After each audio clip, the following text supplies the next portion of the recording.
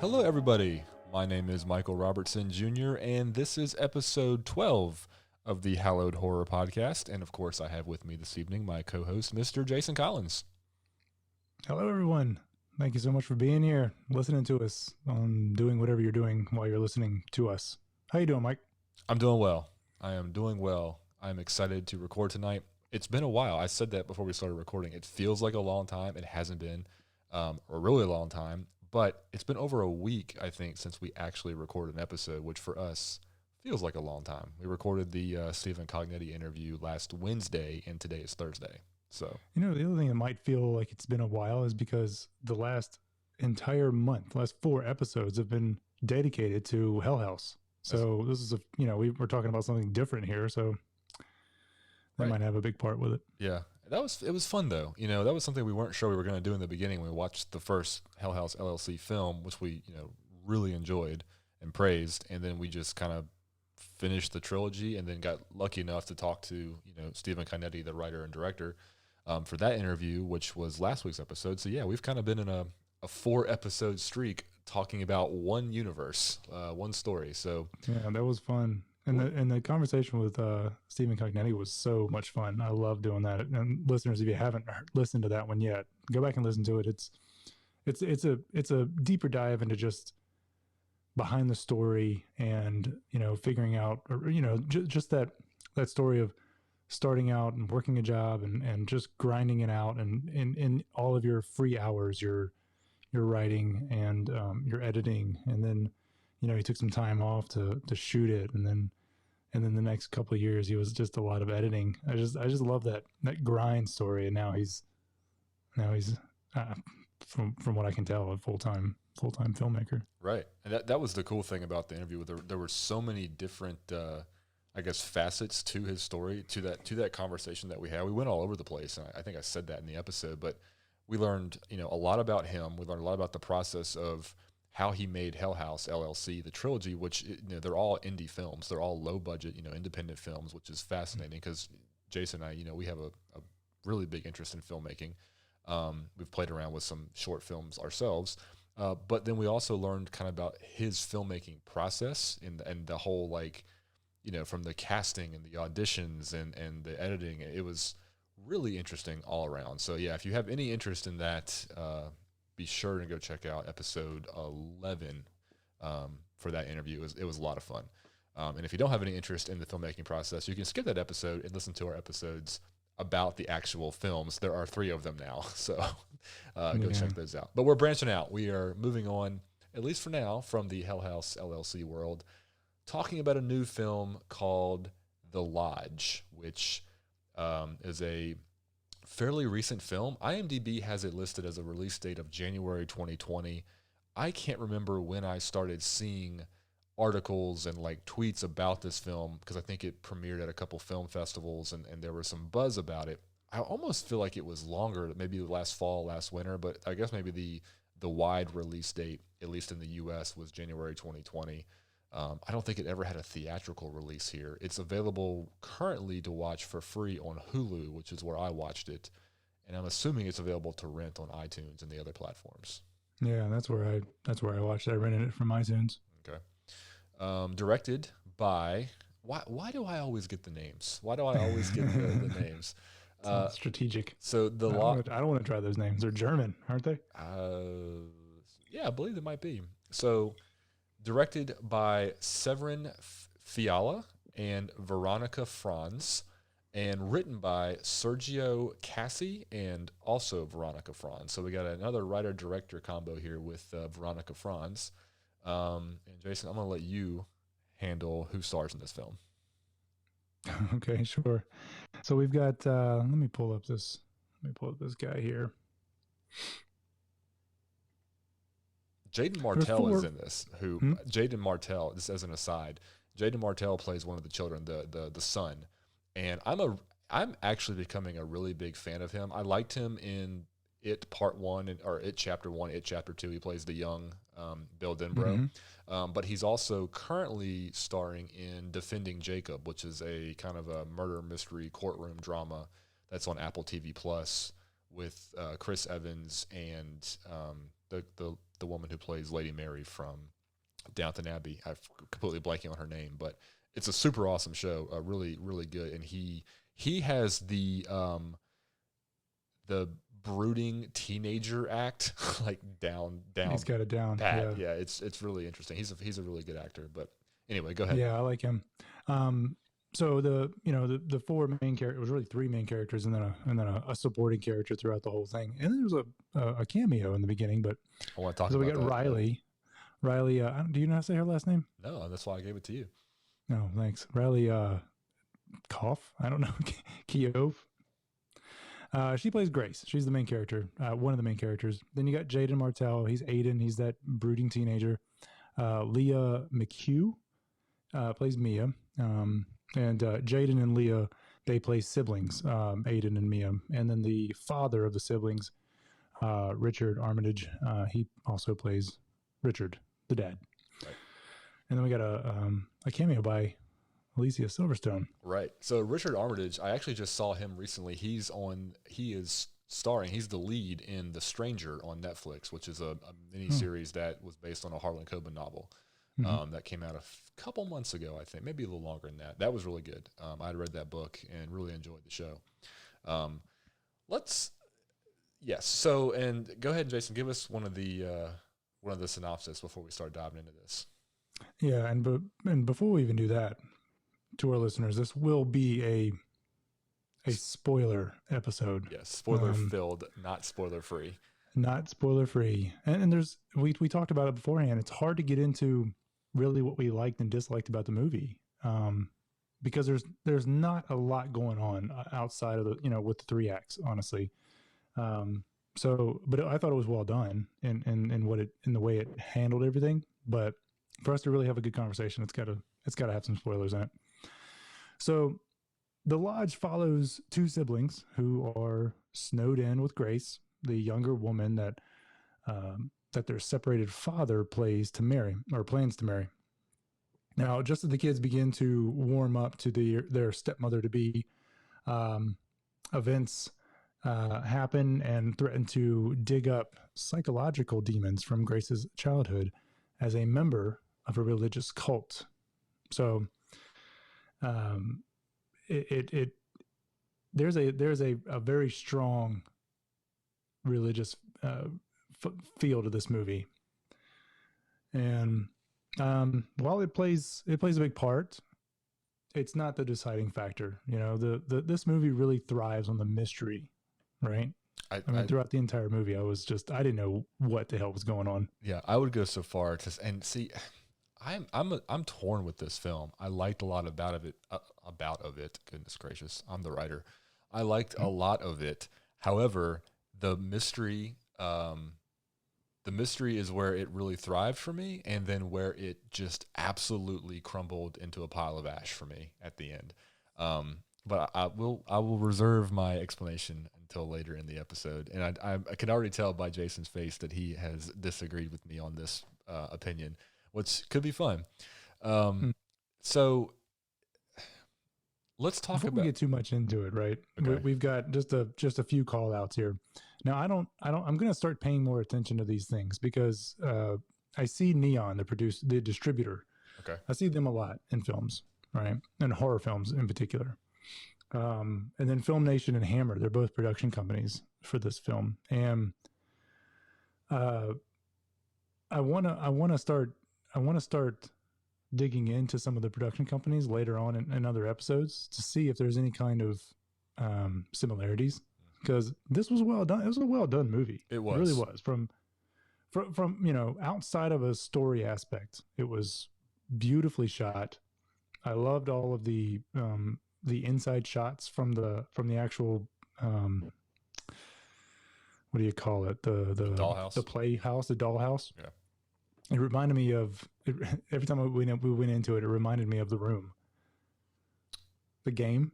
Oh, right. See, I didn't even think about that. Yeah, I know where you're going with it, but I did think about The Room a lot. Yeah, it reminded me of Hereditary. Yeah, and there's other things that remind me of Hereditary too. So there was a lot of hype for this movie. I do remember that, and the trailers were great. They really were. The trailers were amazing. The hyperbole in the trailers was, I thought, so hyped up. I mean, some of the catchphrases and the quotes that they had pulled from some of these reviews from legitimate, like horror slash film. Like Slash Film said, it was going to be the next great horror film. Yeah. The next great horror film was here, right? And Vulture said this was a game changing horror. That is just big words for a movie. So it came in high on a pedestal. That was for sure. Yeah. Atmospherically, I really liked a lot about this film. Atmospherically, it was amazing. Like we talked about this, I think, before. I love like small town mysteries. I love that small town backwoods feel to things. This is another type of feel that goes right hand in hand with that. The secluded, isolated location. Cabin in the woods. You add in snow. It's just such a cozy, intimate feeling. Like you want to be there with them until the bad stuff starts happening.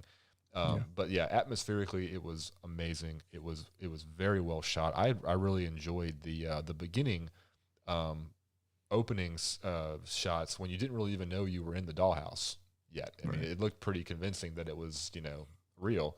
That was pretty cool. Very well shot, and it has very creepy moments at night. I mean, I'd like to know if it was an actual house that they shot in, or if it was a soundstage. I didn't see anything in any of the IMDb information to signify that. But they definitely made it feel like they were there in that house, for sure. Completely secluded from anything. Right, yeah. Let's talk about the beginning for a second, because you mentioned the cameo with Alicia Silverstone. This took me by surprise to a certain degree. Not for the reason that, like, I guess you knew she was going to die. And it's pretty apparent from the trailers that she wasn't going to be there, because the kids were upset about the loss of their mom and this woman coming in and kind of taking her place. I didn't know she killed herself. I mean, that was kind of a very shocking moment. But the beginning of this, it brought to mind Wes Craven's Scream, the original Scream film, because I remember they kept that a secret. They kept that kind of under wraps, that Drew Barrymore, who was arguably the biggest star in that movie at that time. I mean, you had, Matthew Lillard and Skeet Ulrich and Neve Campbell, who were up and coming, very popular, especially in that 90s time period. Yeah. But Drew Barrymore was the established blockbuster superstar.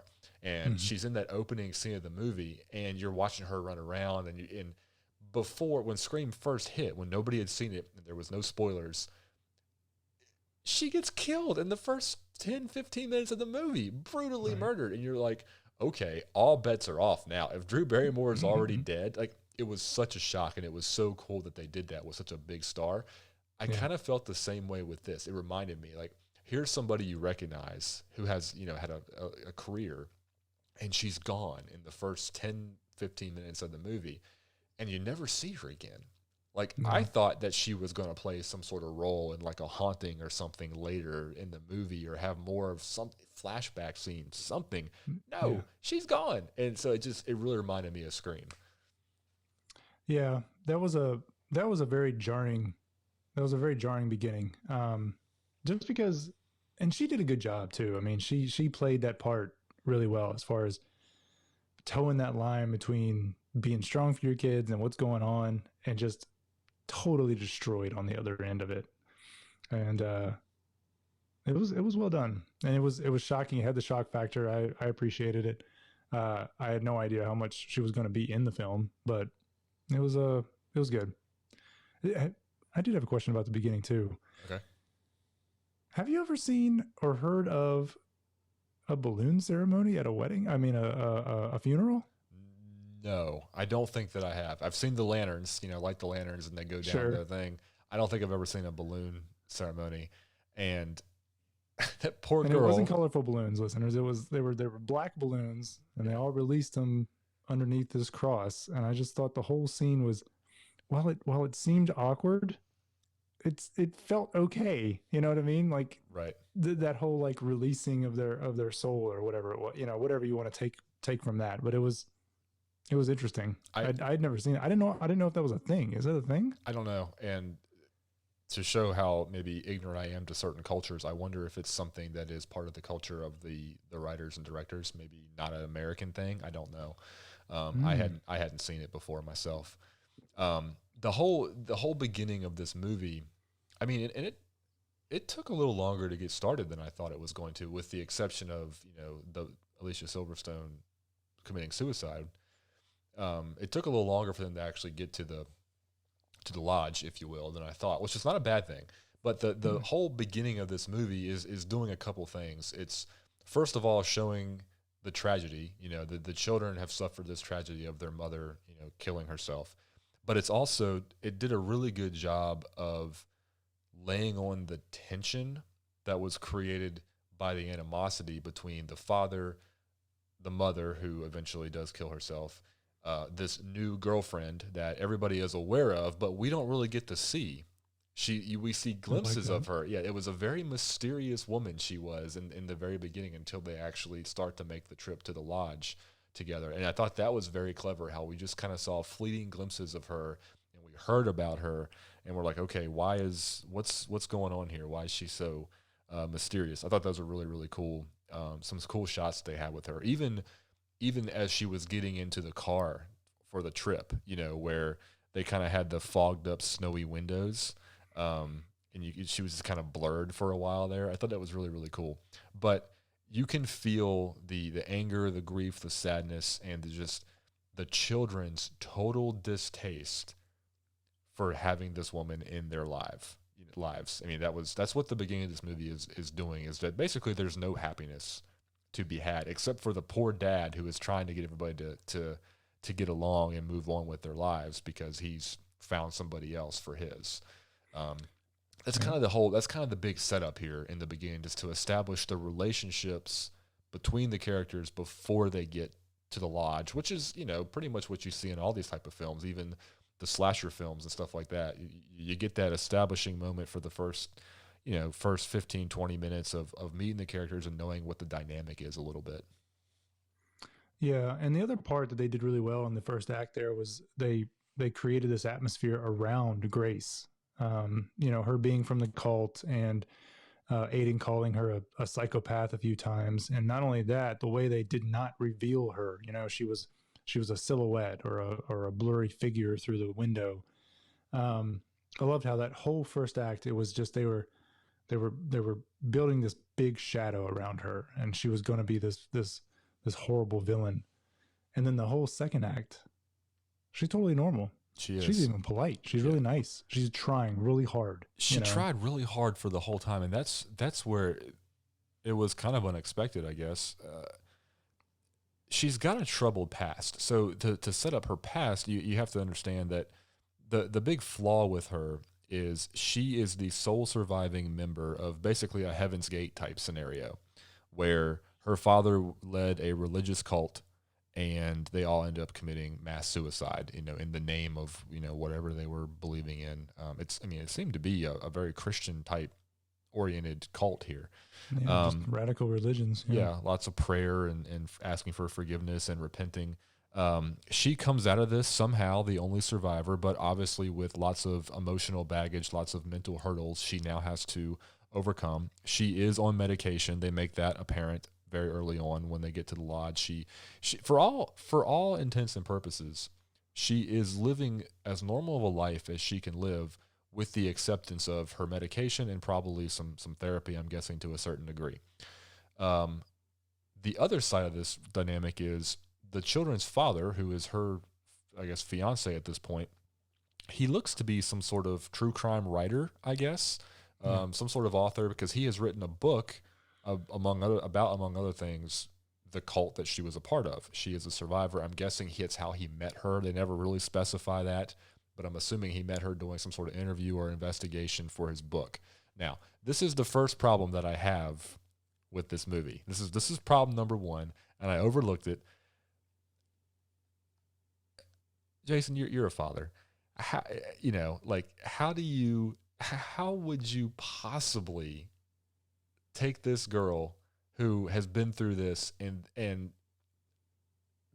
assume she is perfectly okay, 100% back to normal after everything she's been through, and then say, I'm going to go stick you in a cabin with my 2 children for days by yourself. Do you think that was kind of weird that he was so willing to just accept her and like not be a little cautious or a little wary and put his children right in front of her? Yeah, I mean, I think they really played that part up as she didn't somehow survive. That wasn't it. She was designated to survive because the teachings needed to be passed on. They indicated that in the article that the kids were reading. She was designated to keep going and to pass the teachings along to a new group of people. I missed that. That was because she was the cult leader's daughter. Right. But it was apparent that she renounced it all, right? She had moved on. She had left that part of her life. And I'm sure this is all being very presumptuous, right? But I'm sure the author doing the interview he was coming in, he was like, oh, I need to interview you because, you're a story. And found out that she had renounced. She was trying. She was very nice, which she was. She was a very pleasant person. Right. So, I mean, also, if the kids had given her a damn chance, she would have been fine. I don't disagree with that. And that is where, again, I'm saving my massive judgment till the end. That's one of the big issues I have with this movie. She's also significantly younger than him. I don't know if that was just casting or what, but I mean, I don't know if that was scripted to be that way, but she has got to be 10 years younger than him, if not more. But that's beside the point. I mean, that works out. No problem. But yeah, so after all this shrouding and mystery in the beginning, and then, having the kids just really hate her, almost to the point that as an audience member, you don't like her either. Like, you are already wary of her, and you're like, what is wrong with this woman? And you learn her history, which to me was unsettling. We meet her, and she's perfectly normal. Like you said, she is trying so hard. She is nervous, as any woman would be walking into that situation, as any person would be walking in that situation, but she is trying her best. She's trying to be happy, trying to make the kids happy, trying to have a good time. And the kids are not having any of it. So that's basically how we get to the lodge. After a few months after their mother's death, the children's father decides they're going to go to their secluded cabin in the countryside, basically for Christmas. He's invited Grace, the new fiance, soon to be stepmother, to go join them. But the caveat is, he's going to go drop them off for a few days while he goes back and finishes some work before Christmas. So you get the 3 of them in this cabin together out in the countryside, and there's lots of snow. And as soon as this is where this movie really started to become kind of a mind trip, which I was really enjoying for a long time, is once they get to the lodge and now we have, Grace as a character that we're seeing things through her eyes. We start to get glimpses of her struggles, with her mental issues. And we also start to get this really creepy supernatural vibe from the lodge and from their surroundings, to the point that you're not really sure what's in her head and what might actually be reality. Sure. Yeah. Riley does a good job with towing that line between her being a little crazy, her own reality, and then also staying pretty present and sane with what's going on. I mean, we talked about this. I mean, the film just absolutely thrives on mystery, right? So you never really know what's going on in her head.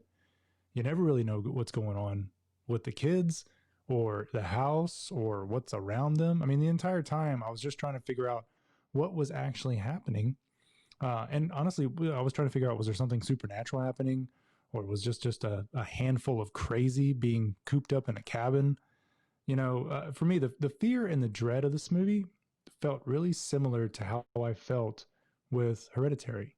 That just really slow burn and just the anxiety just overflowing, as the movie builds up. But really the difference that I was left with was, I think, the realism. All of it felt very real and grounded at the end. Yeah. What happened really could happen. And that was kind of what was scary. And honestly, I was questioning who the real villain of the piece was. Oh, During, at the end of the movie and after it ended, which is why I really enjoyed the movie even more. yeah. No, I agree with you on that when we get to the end. Because I think we're going to have a similar opinion on who the real villain of this film was. But yes, the realism was where this movie thrived, along with that atmosphere and that creepiness. Because for the longest time, I mean, you walk this line of, again, is she really not as sane as we were led to believe? Does she really have issues? Because so much of it was revolving around her and what she was potentially seeing. Some of it was her. I mean, 100%, because especially once she lost her medication. I'm making air quotes for those of you that are not watching on YouTube. She started to have these kind of lapses in what she was seeing. She was sleepwalking. She was waking up in weird places. So you kind of had that coupled with this really bizarre stuff that didn't make any sense inside of the cabin, which the children were validating with their own confusion, or their own feigned confusion, I should say. Right. So yeah, as a viewer, it was a lot of fun for a long time because there's weird stuff going on. And again, I wasn't sure if there was some sort of, haunting with the spirit of the mother that was somehow in the cabin that, had come along with them for something. You didn't know. Picture, that picture was crazy. They kept going back to that picture. You didn't know if something creepy was going on supernatural with I don't know, just some sort of demon or something. Or right. What do you know what that picture was of? No idea. Yeah, I just kept thinking it was like Mother Mary, but I don't think that was right. Or and you were also wondering if she, Grace, excuse me, Riley's the real name, whether she had some sort of, like being something entity, kind of like a paranormal activity situation that was just following her. What got me was the choice to hide her pills from Richard. That was sort of that decision alone cast a lot of doubt with her. Her being secretive and shady like that. That tipped the scales in her way as far as like being secretive and shady and possibly an actual villain.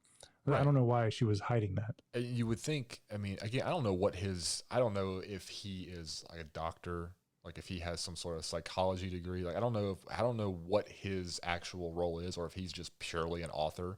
I don't know, but you would think that meeting her the way that he met her and knowing her history and knowing who she is, I mean, you would think he'd be accepting of the fact that, hey, you're on medication to help you cope and to stay level or whatever you need to be to live and survive and be here with us.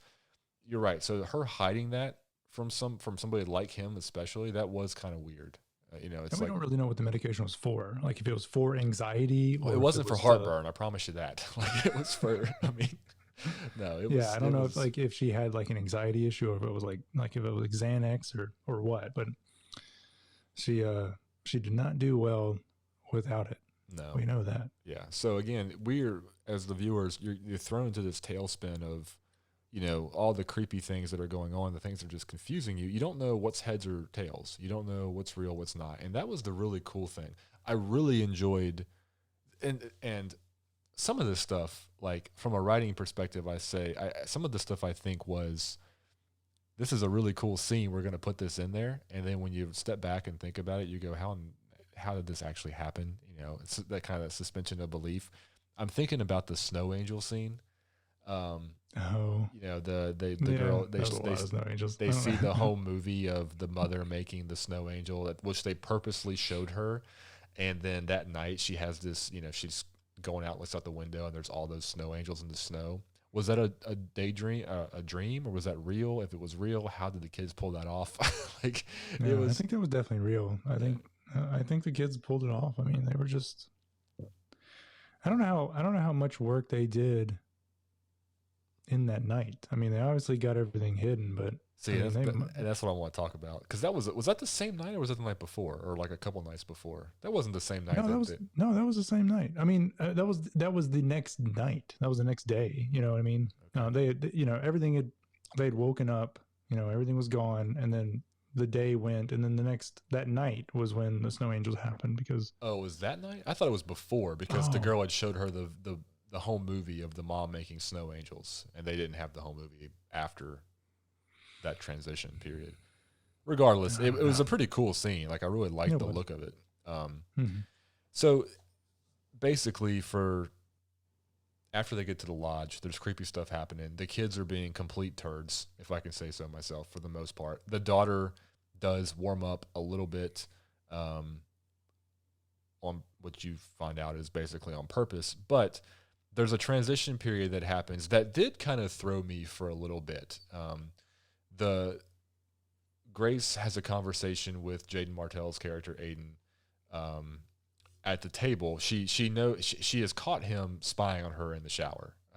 She noticed him looking into the bathroom while she was showering, and she kind of is trying to make peace with him, trying to pull him out of his shell and figure out why he's so upset. And he's not really having any of it. He basically just tells her flat out, "I don't want to talk to you." And she brings up the whole, "Well, you don't have any problem watching me in the shower" conversation. And it kind of ends. And then the next thing we know, the girl, the daughter, and Grace are watching TV in the living room, and here in comes Aiden with a mug of tea or coffee or hot chocolate or something, and he's like, "Here, I made this for you." And she's like, "Oh, thanks." And it's like all of a sudden he has come out of his shell, and the ice is thawed, and they're supposed to just go along like they're completely normal now. I get that was all part of the plan of the children, to finally appear like they were being pleasant to her. Sure. I thought it was strange that, again, from the writing story perspective, that one conversation where she called him out on watching her in the shower was enough to snap him out of his funk and all of a sudden be making beverages for her. But again, maybe I'm just nitpicking a little bit with that. But I shouldn't say I'm nitpicking. It works, but that was the first thing that really started to make me think, what are these kids up to, when he so quickly changed his tune and brought her that beverage? That's probably the better way to say that. I don't have a problem with that plot point, but that was the first clue that really gave it away to me, that there might be something, off here with him and the way that they were treating her. Yeah. I mean, I was under the presumption that the drink was drugged in some way. Right from the beginning? Like, immediately you thought that before they woke up the next morning? Immediately, no. I mean, okay.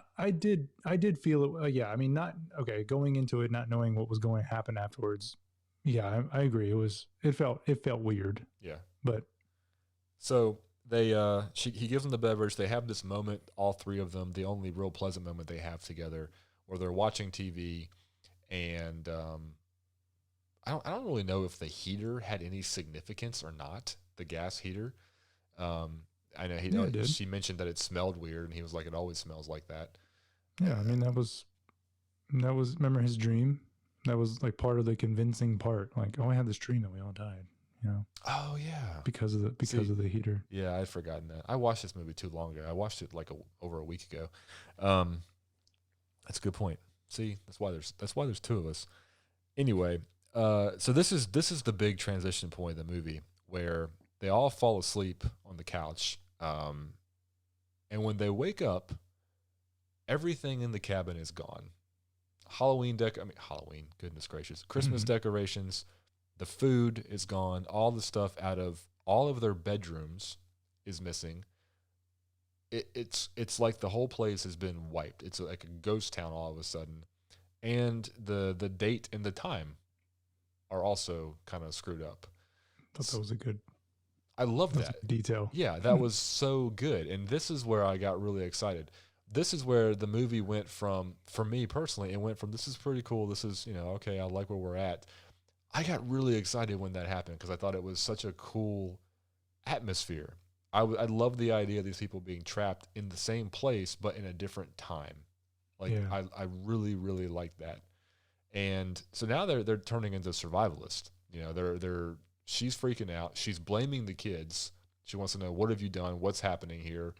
Where'd you put everything? And they're like, I don't know what you're talking about. Here again, here's Jaden Martell, who is absolutely nailing this innocent, like, I don't know what you want me to say. I didn't do anything. Like he's so convincing in his innocence. They're just fighting for survival now. They're trying to eat stuff, trying to figure out if they can walk to the next town. It becomes a game of them being trapped and isolated. And this is where the movie was the most fun. Yeah. with especially the whole like I completely forgot that part where you said the kids kind of start exploring this theory of maybe they're already dead, maybe they have died and they're trapped in this sort of purgatory in this cabin, and they're kind of playing on her religious background a little bit. Yeah, right. I mean, they put that picture in the snow. You remember that? Yes. In loving memory of. Yep. And then they somehow made it. They must have made that well ahead of time. Yeah, they were planned out. Well, they planned this thing, and you see that later. Yes. With the dollhouse. The payoff with the dollhouse was pretty good once you figured out what was going on. Yeah, but the other thing too, it made me. The shower scene made me think, because I think that was all on purpose too, to get her to come to his room so that they can see that, I don't know what shrine almost, but that, with the candles, because right after that is when she comes in the room and sees that. So I don't think he was actually spying on her. I think he was baiting her into something else. I think they were trying to maybe make her think that the mother did have something to do with it, that the mother was haunting her or something. They were definitely using her memory in some way to psychologically affect her, to freak her out. The ultimate goal was to get rid of her. That's the way it definitely felt. Yeah. And then all of a sudden it kind of transitioned into they were dead. And then that transitioned, and like once that went too far, like eventually they find the dog. There's this dog, and the dog was kind of a turning point for, I think, Mia, because Mia really wanted a dog. Grace really wanted a dog when she was a kid, but she couldn't have one because her dad wouldn't let her have one. And Grace bought her dog for herself, and that was kind of her own turning point for her own life. It was a new beginning, so I'm going to get this dog as a gift to myself. And I think Mia sort of had a bit of a come to Jesus at that point. You're like, okay, well, maybe she's okay. And then at the end of all of like, oh, we're dead. At some point, Grace finds her dog dead. And I don't know if that was ever the plan, because Mia was torn up about that. Yeah, I think that might have been accidental, because she got really upset about the dog getting out and freezing to death. Yeah. So I don't know if the dog was in the basement the whole time or what. But yeah, as soon as the dog was found, that's when they pulled the sheet and revealed what their plan was. But by that time, Grace was gone mentally. She was. And this is one of the things that I think this movie was trying to explore, was, the fragility that her mental state still was, mental health, I think, was a theme to this movie to a certain degree, where, she had been trying really hard and doing really well. And, she had her medicine and she was happy and trying to be happy and doing all the right things. And then it crumbled, almost in an instant with a series of events, and I think that was one of the points that this was trying to make, was the vulnerability that so many people have and how hard a lot of people are really working, to be in this good state that they're in. And that other people, I think, really need to respect that and understand that, they play a part in these people's well-being as well. I think that was kind of one of the themes here. But yeah, between the medication being stolen from her, hidden from her, and then all the stuff that the kids were trying to lay on her in terms of, are we dead? I think we died. All the tricks they were playing, which again is where I'll get to my problem with this film. And then the dead dog, which, like you said, is kind of like the breaking point, because that was like the symbol of her new life. I mean, I think you nailed that one. I mean, that's the symbol of her kind of rebirth, and now it's gone, and she does not recover from that. She goes down a dark hole. She's getting visions. She's just, her brain is all over the place, and that's where she goes so far off the rails that even the kids start to feel kind of sorry for what they've done, and they're trying to kind of bring her back a little bit, which, also they felt sorry, if they just felt like, oh shit, we have really messed up now. And I think they just realized what they had done, and I don't think they ever felt bad. I think they just realized the damage they had done. And, especially when You want to keep going? Well, let's take a break real quick, and then we'll get back to we'll cover the end of this movie, and it had some good moments. I mean, visually, it had some cool moments. I like the ultimate end, but yeah, I had some problems with the whole way this thing played out. So we'll take a quick break, and we'll be right back.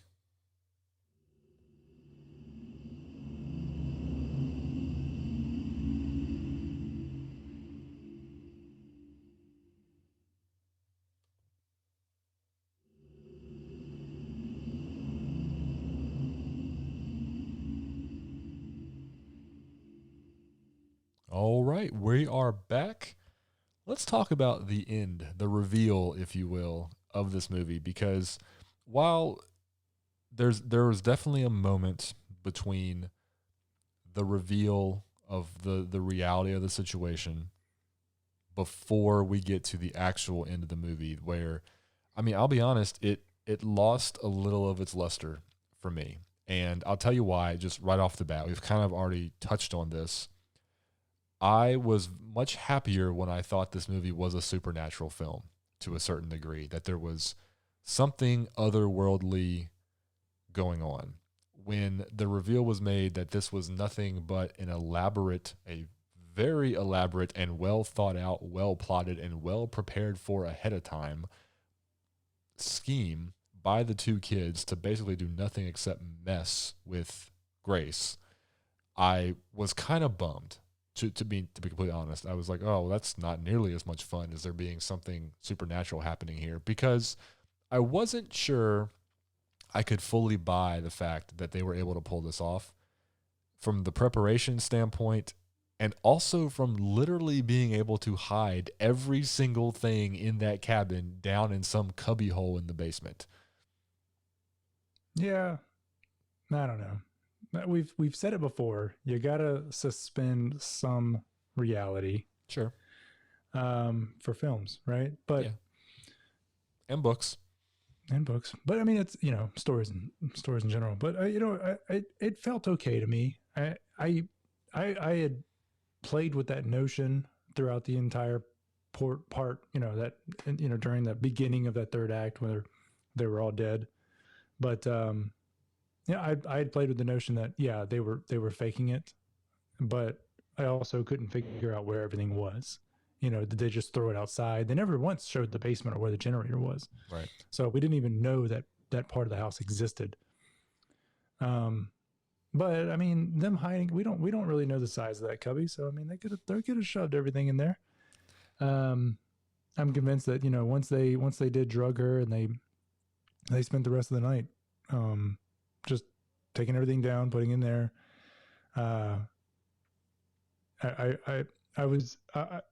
The reveal, it was disappointing for you because it wasn't something supernatural. I was disappointed in the kids, honestly. I was like, I felt bad for them, throughout the whole movie. And then this happened, and I was like, man, what a bunch of shits. I mean, they were just terrible kids. That was really messed up what they did. I was more disappointed with them than anything. Not the movie, not the direction. I was just like, man, children, damn. Like, that was messed up. 100%. I agree with you on that. That was just so terrible. Like, so then, first of all, I still can't believe that those two kids could have come up with such an elaborate plot. Because they had props. I mean, they had everything. They did, and they were coaxing emotions and leading the way, like leading her just through this maze of feelings and what was happening next. I mean, they had no idea that she was mentally unstable. But did they? I mean, was that the point where they supposed? Because I know they found the article or whatever about her, and they learned about the cult. And that's where I kind of just I get lost a little bit, and like, what did they know, and how did they actually pull all this off, and whatever. Long story short is there's nothing supernatural at all happening here. It's just a bunch of bratty kids who are grieving and have decided to take out their feelings on this poor woman who has a tragic past in a very terrible way by playing all these tricks on her. And in the end, she definitely gets the last laugh, because then everything really falls apart once she goes beyond repair. When they push her past that breaking point, when she finds her dead puppy, I mean, that's just rule number one of books and movies. You don't kill the dog.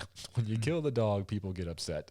And she got upset and basically snaps. I mean, she has a complete mental breakdown where she is kind of flooded with these memories of her childhood. She all of a sudden is right back into this religious mindset of she's being punished. We all must repent. We have to repent now, for, to come out of this. I loved how when she snapped, it wasn't a scary snap. It was like, she was very calm and collected. She knew what was going on. We all had to sacrifice. We have to repent. This is our path now. Yep. And she was just like, kids, don't worry. It's fine. Yep. We're here. This is what we got to do. Okay. It's okay. It's fine. Yeah. And that was what the scary part. That was the creepy part of it, right? She didn't turn into some psycho. No. She turned into a very calm and collected religious fanatic. She had all the answers. She knew her path. Yep. And so right about this time of her coming, to terms with her new reality and her understanding in her own mind what everything needs to be, said and done, the father returns. He has grown suspicious because of, unreturned phone calls. He shows up just in time to confront the three of them as Grace is confronting the children in this moment of repentance with a loaded pistol, which the father did show her when he showed up initially. So, that's another thing that I'm just like, I don't understand that entire scene at all. Because I watched this movie twice and I just don't get that one scene. I don't understand it. Like I can't make sense of why you were showing her where this gun was. Well, she was concerned, wasn't she? She was concerned. She wasn't concerned about safety. Oh, I thought there was a single bit. He was just like, "Are you up for like taking care of these kids? Like, are you up for like being here with them?" Never did a like, "Oh well, we're out in the wilderness." They didn't see somebody wandering by. That would have prompted. Okay, well maybe self-defense needs to be taken into consideration. Right. That's what got me. It was like, why are you showing her this gun? And that gun was what was the deciding factor in this whole movie. Yep. So I just didn't get it. He shows up and, this movie, it started with a bang and it kind of ends on a bang too. He shows up to try, you think maybe he's going to save the day. By the way, I do like this portion. I love endings that don't wrap up nicely. And this movie certainly does not. I don't like the hero. There's not a happy ending here. The hero doesn't come in and save the day. You think the dad is going to maybe be successful and get her to step off this ledge, metaphorically, and he doesn't. She turns around and she is so far gone and so living in this other world where, she can't be helped, and she straight up shoots him in the head. I mean, again, I don't understand why he didn't just get out of the path of the gun. It was not a quick. She didn't just like draw and fire. Like she was like, "Look, it's fine," and misfire. And then she pointed it right at him, and she was like, "It's all okay. It's fine." And he was holding her hand. He was holding it. And he was like, "It's okay. It's fine. Everything's fine." I'm like, you could have been like, "It's okay. It's fine," and just moving it away. Like, right. Don't be pointing that at me. But there's so many weird things happening in this film. I was like, I don't know. I think that might just kind of be a callback to his own flaw of thinking that he knew her, that he understood, her position and where she was. I mean, we said that about the beginning. Why do you trust this woman? Why are you okay with giving this woman this full control over your kids for a few days so far away? I think that maybe it's just proving, obviously it did, that he did not fully understand her. He made mistakes in his judgment of her or his trust of her. Definitely a judgment error for sure. Yeah. So, this was also leading up to another really good scene. So the dad he arrives in this, vehicle, this kind of older suburban station wagon kind of thing. And the kids make a kind of a run for it here when the dad gets shot. They take off and they get out, and now you're thinking, okay, maybe they're going to get away. This is going to be the good moment. Again, it's snowing outside heavily, and the kid is not old enough to drive. I don't know how old he is supposed to be if they ever say it. From a character perspective, I don't think he's much older than maybe 13 or 14.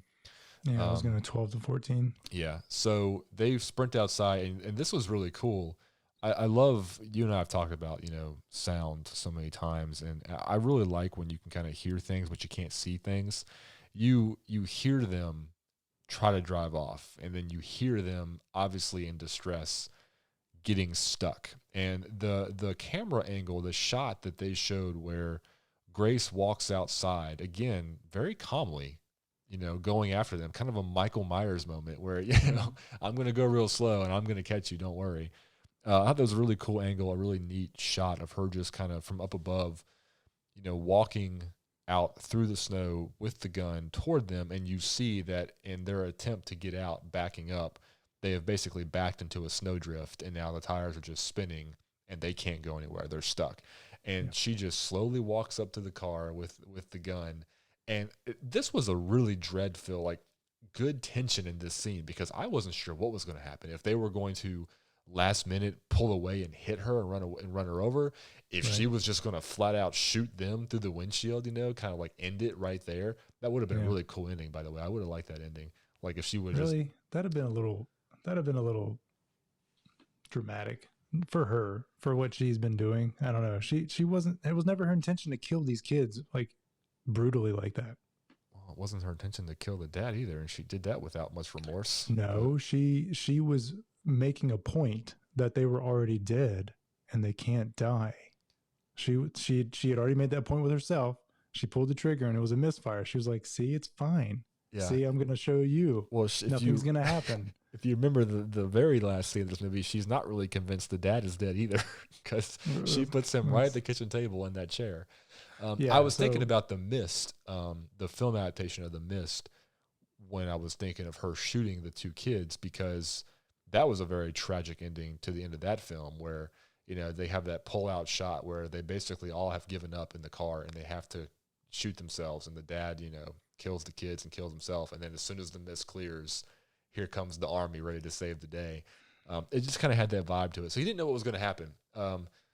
Nothing bad does happen. The kids obviously just capitulate. They have no choice, and they go back into the house. And the ending scene here, it was a really well-shot scene, very creepy. It had moments of a lot of different films, again, that crossed my mind that I really liked.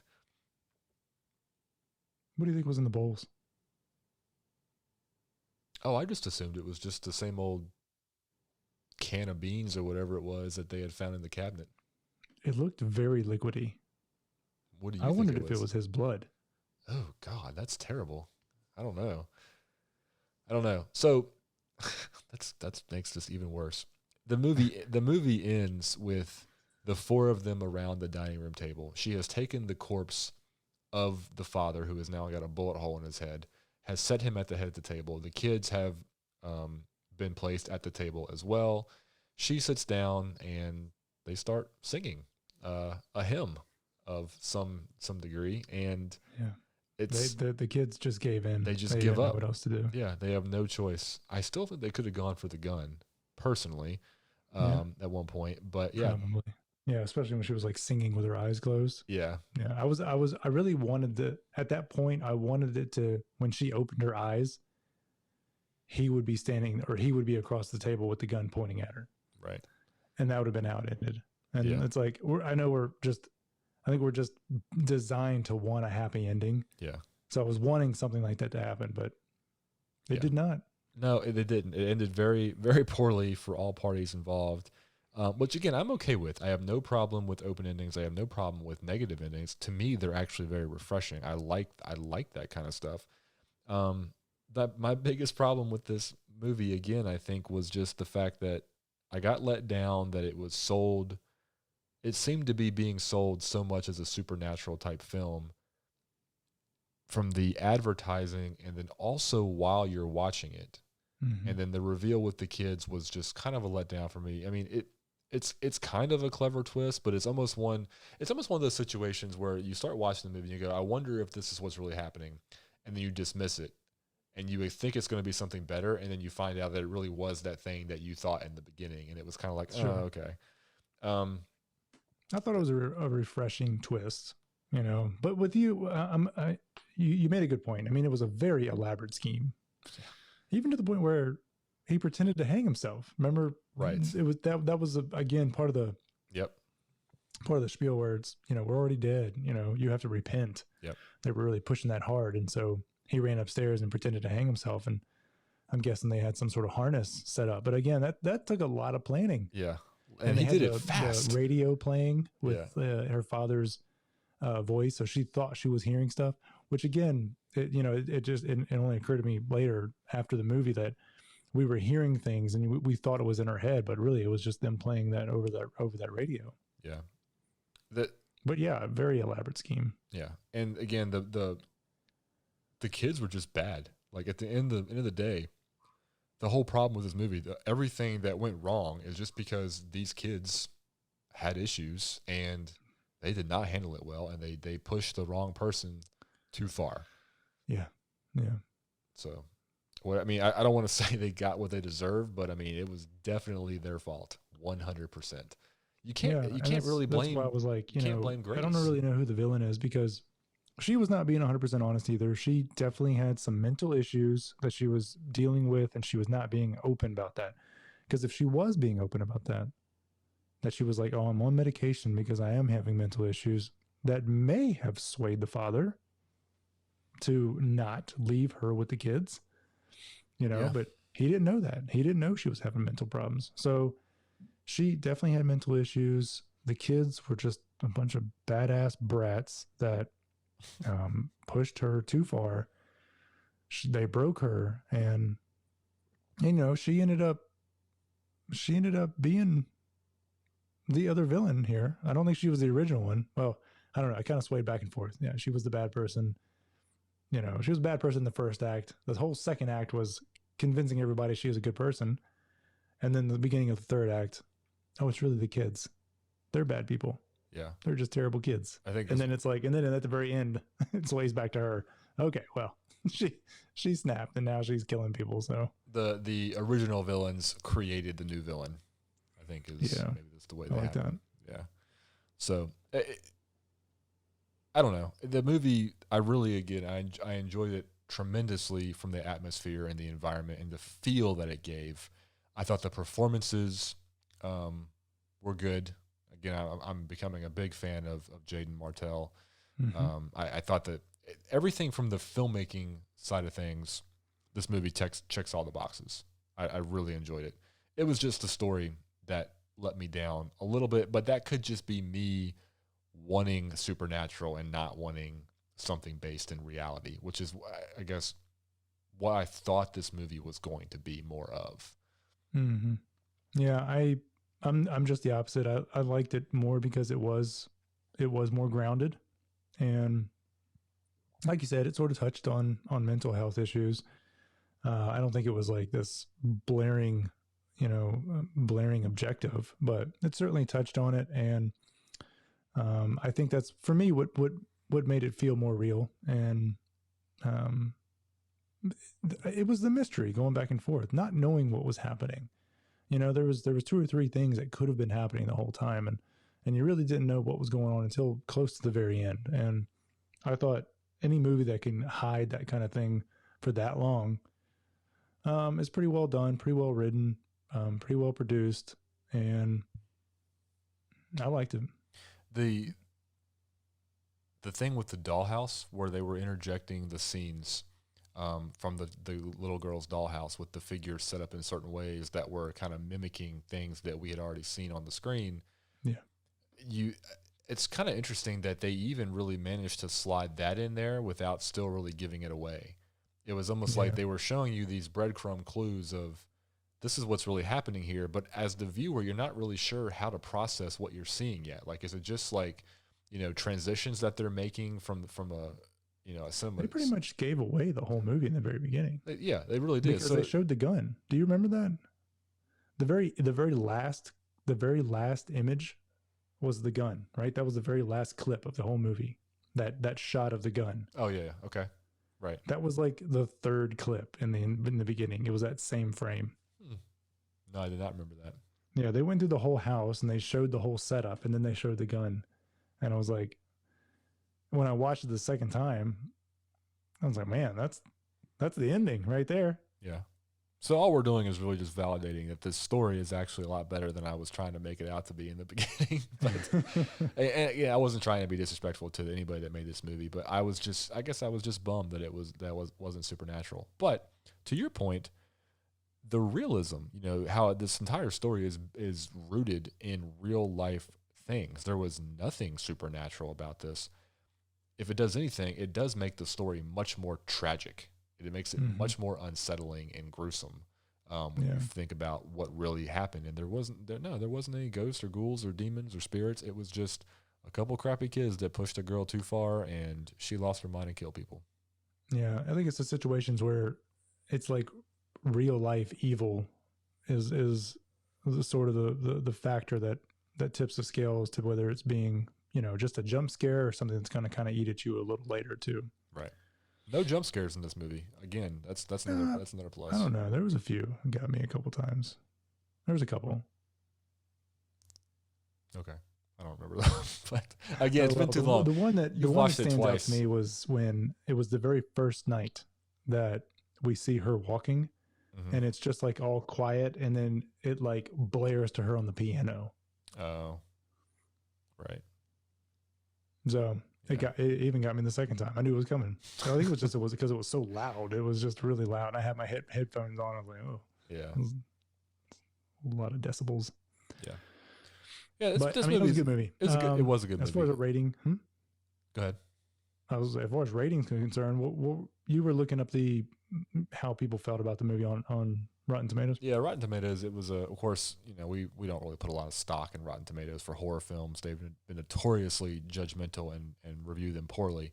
But it's pretty solid, like a 74% fresh on Rotten Tomatoes, which is good. That's pretty good. Yep. The user rating was lower. It was like a 51 or 52% for the user score. I find that so surprising. We were just talking about a movie recently. I don't know if it was Hereditary, but the fresh rating was low, but the user rating was really high. Yeah. I think we talked about that before, is I think a lot of the movies that you and I really enjoy, from the creepy, more subtle scares, the more psychological horror that make you think and don't put everything in your face with those jump scares, I think those are the ones that do more poorly from a commercial aspect.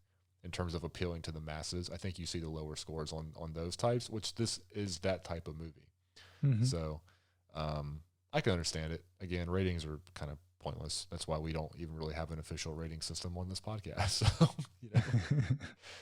right. I would watch this film. I'd watch it again. I mean, even talking with you about it, it makes me want to go back and look at it again. Maybe to kind of just refresh, because again, this is probably the longest I've gone from watching a movie to recording this episode. You had a few more fresh details on it than I did. So, but yeah, it was good. I don't regret watching it at all. It's definitely worth checking out, especially if you have Hulu, because it's for free right now, as far as I know. So, yeah, it's a good, creepy, really well done film from an atmosphere perspective. And again, it's got really good performances as well. I didn't find any real shortcomings in anything visually happening on the screen. It was just more of the story that I got bummed in a little bit. Yeah.